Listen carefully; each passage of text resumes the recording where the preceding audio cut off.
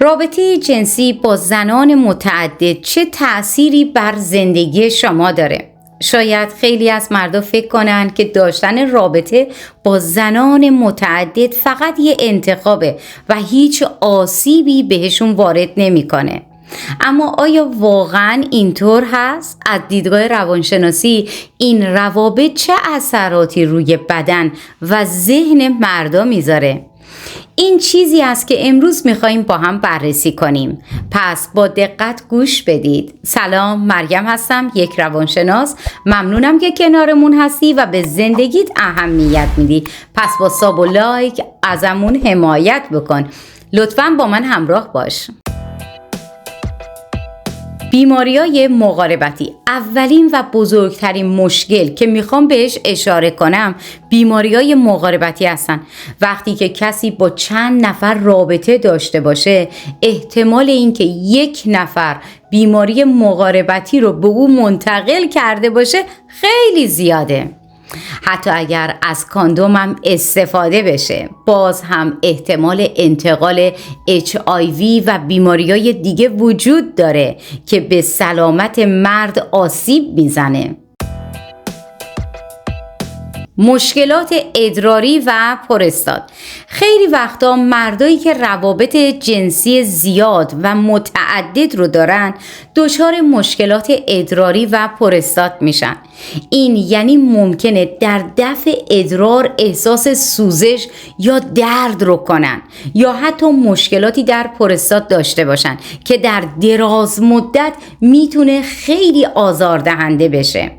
وقتی بهداشت رعایت نشه یا درگیر روابط متعدد بشی، بدن دچار عفونت‌های ادراری میشه که این خودش کلی دردسر به همراه داره.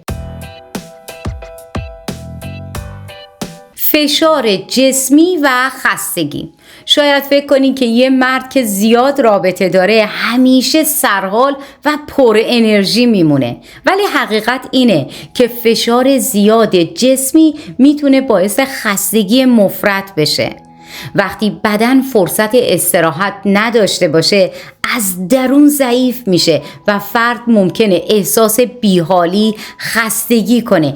این کمبود انرژی میتونه حتی باعث مشکلات خواب بشه که در نهایت فرد در طول روز هم احساس کسل بودن رو میکنه. استرس جسمی و روانی. یکی دیگه از مسائلی که زیاد در این گونه روابط دیده میشه استرس های جسمی و روانیه. وقتی یک مرد همیشه درگیر روابط متعدد باشه، این استرس میتونه روی بدنش تأثیر بذاره و باعث مشکلاتی مثل فشار خون بالا یا سردرد بشه. به علاوه استرس زیاد باعث ضعف سیستم ایمنی بدن میشه و فرد بیشتر به بیماری‌های فیزیکی مبتلا میشه. کاهش سطح انرژی. روابط جنسی متعدد میتونه باعث کم شدن انرژی و افت سلامتی کلی بدن بشه. وقتی آدم زیاد با افراد متفاوت رابطه داشته باشه و بدنش هیچ وقت استراحت نکنه، به مرور زمان سطح انرژیش پایین میاد. این یعنی حتی وقتی میخوای از نظر فیزیکی کارهای دیگه هم انجام بدی، حس میکنی بدن قادر به انجام کارهای دیگه نیستش. مشکلات باروری. مردایی که روابط جنسی زیاد و بدون رعایت بهداشت رو دارن ممکنه با مشکلات باروری مواجه بشن. این مشکلات میتونه به دلیل عفونت‌های تناسلی یا التهاب‌های مربوط به دستگاه تناسلی باشه که ممکنه به تخریب کیفیت اسپرم و کاهش قدرت باروری منجر بشه.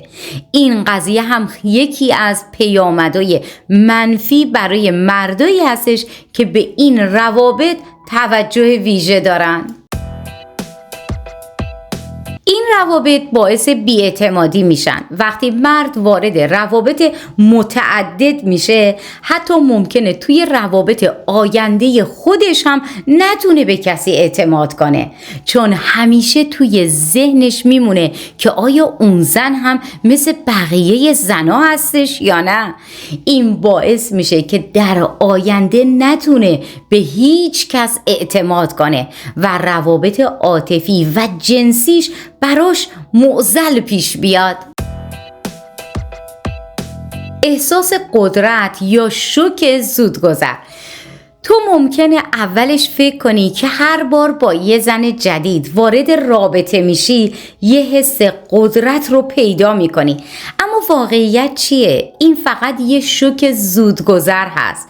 وقتی هر شب یا هر هفته با یک زن جدید درگیر میشی، ممکنه تو لحظه حس کنی که داری قدرتت رو نشون میدی، ولی بعدش خیلی زود میفهمی که این حس اصلاً عمیق نیستش.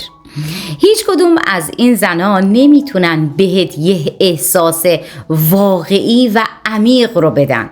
در نهایت این روابط تو رو خسته و بی‌انگیزه میکنه، چون هرگز هیچ کدوم از این روابط نمیتونن نیاز عاطفی واقعی تو رو برآورده کنن.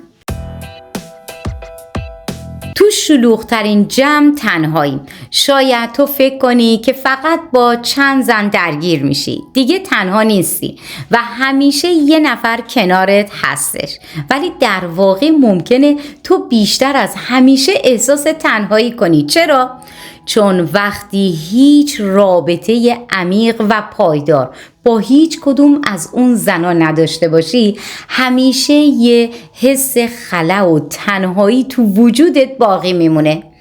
تو ممکنه توی جمع‌های مختلف باشی، ولی هیچ کدوم از این زنا نمیتونن به تو اون حسی رو بدن که به دنبال اون حس هستی. در نهایت این تنهایی میتونه به یک بحران روحی تبدیل بشه. اگر دوست داری چیزی اضافه کنی حتما برام بنویس. سابسکرایب و لایک یادتون نره. شما باعث دلگرمی من هستید. همیشه شاد باشید.